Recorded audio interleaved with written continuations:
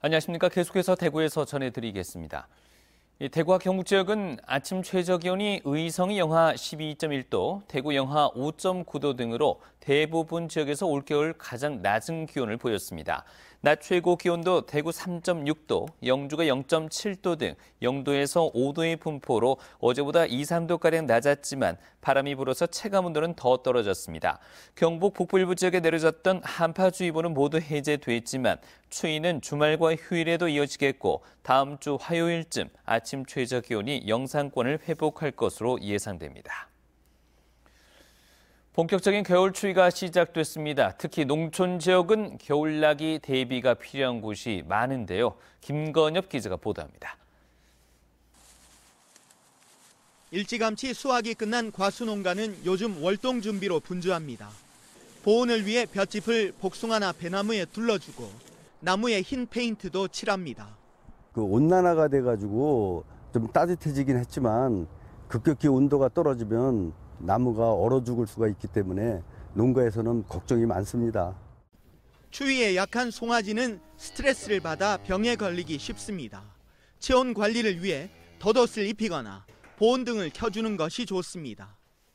아직 출하되지 않은 배추나 무, 그리고 한겨울 추위를 견뎌야 하는 마늘, 양파 같은 월동 작물은 부직포나 비닐을 덮어 어는 것을 막아야 합니다.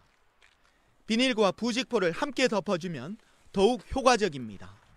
이제 한파 같은 것이 또 수량 감소에 큰 영향을 미치니까 한파가 예보될 때는 미리 막덕히 해서 마지막까지 생육 관리 잘 해주시면 수량을 최대한 확보할 수 있을 거로 판단하고 있습니다.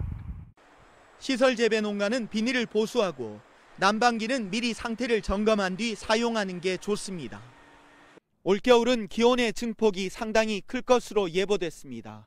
포근하다가 기온이 큰 폭으로 떨어지는 날씨가 자주 반복될 거라는 겁니다. 어느 때보다 기습 한파에 대비한 철저한 월동 준비가 필요합니다. MBC 뉴스 김건엽입니다.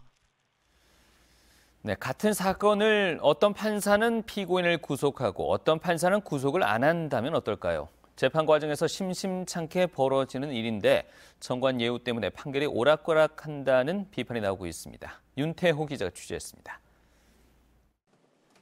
건설업자로부터 억대 뇌물을 받은 혐의를 받는 김영만 군의군수의 구속영장이 지난달 8일에 기각됐습니다. 그런데 김 군수 변호인단에 올해 초에 퇴임한 법원장급의 전직 고위 법관이 포함된 것으로 드러났습니다.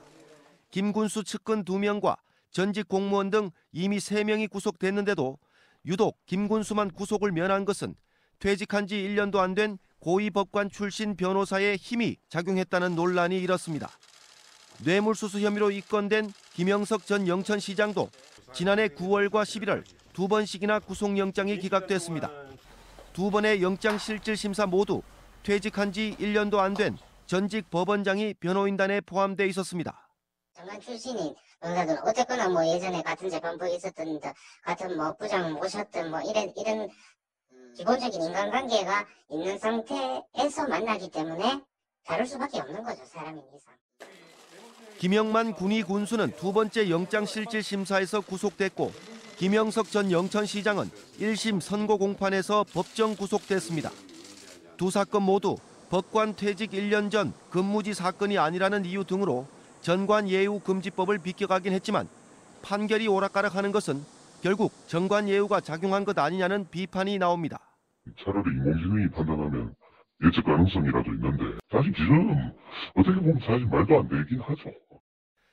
이런 논란은 법관들이 퇴직 후 변호사로 일할 수 있기 때문에 벌어지고 있다는 의심까지 나옵니다. 전관을 예우해 주는 것이 마치 관혼상제 때 부조를 하는 것처럼 그들만의 묵시적인 합의 같은 것 아니냐라는 것입니다. 전관 출신인 변호사들은 사실 좀 그들끼리 모입니다. 일반 변호사들이 접근할 수 없거나 모르는 내용들이 공유될 수는 있다고 생각합니다, 저는. 사법 신뢰를 높이는 지름길은 공정한 재판뿐이라고 법원 스스로 강조합니다. 하지만 전관 예우 논란과 함께 판결이 법상식에 맞지 않다는 비판이 계속 나온다면 공연불에 그칠 수밖에 없습니다. MBC 뉴스 윤태호입니다. 계명대 동산병원에 독도헬기 추락사고로 순직한 소방항공대원 5명의 분향소가 마련됐습니다. 발인 일인 오는 10일엔 계명대 실내체육관에서 합동 연결식이 거행됩니다. 지난 10월 31일 독도 해상에 7명이 탄 헬기가 추락해 지금까지 4명의 시신은 수습됐지만 3명은 찾지 못했습니다. 수색당국은 유가족과 협의해서 오는 8일 수색을 종료할 예정입니다. 대구와 경북 선거관리위원회는 선거구 인구수 등을 기준으로 내년 21대 국회의원 선거에 선거 비용 제한액을 확정했는데 지난 총선보다 대구는 평균 200만 원, 경북은 평균 1,600만 원 늘었다고 밝혔습니다. 대구에서는 중남구가 2억 2,100만 원으로 가장 많고 달서구 병이 1억 4,400만 원으로 가장 적습니다. 경북에서는 상주 군위 의성 청송이 3억 1,600만 원으로 가장 많고 구미 을이 1억 7,100만 원으로 가장 적습니다. 지난달 대구 경북 상장법인의 시가총액이 조금 늘었습니다. 한국거래소 대구 사무소에 따르면 지난달 지역 상장법인 109개사의 시가총액은 50조 원으로 전달과 비교해서 4.43%인 2조 1천억 원이 늘었습니다. 시가총액이 늘어난 것은 미국의 경제 지표가 나아지고 미중 무역 협상에 대한 기대감 등의 영향을 받은 것으로 보입니다. 교권 침해로 심리 상담 치료를 받는 경북 지역의 교사들이 해마다 늘어나고 있습니다.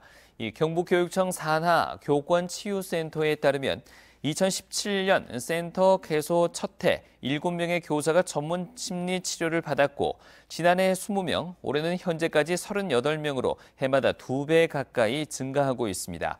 교권치유센터는 교직 스트레스를 겪는 교원들에게 안동과 포항, 구미 등 4개의 권역의 심리상담센터와 연계해서 심리적 안정을 회복할 수 있도록 지원하고 있습니다. 대구시는 내년 3월 말까지 미세먼지 저감 조치를 강화합니다. 시청과 구군청, 산하기관, 국립대병원 등 공공기관에서는 직원들이 차량 이부제를 시행합니다.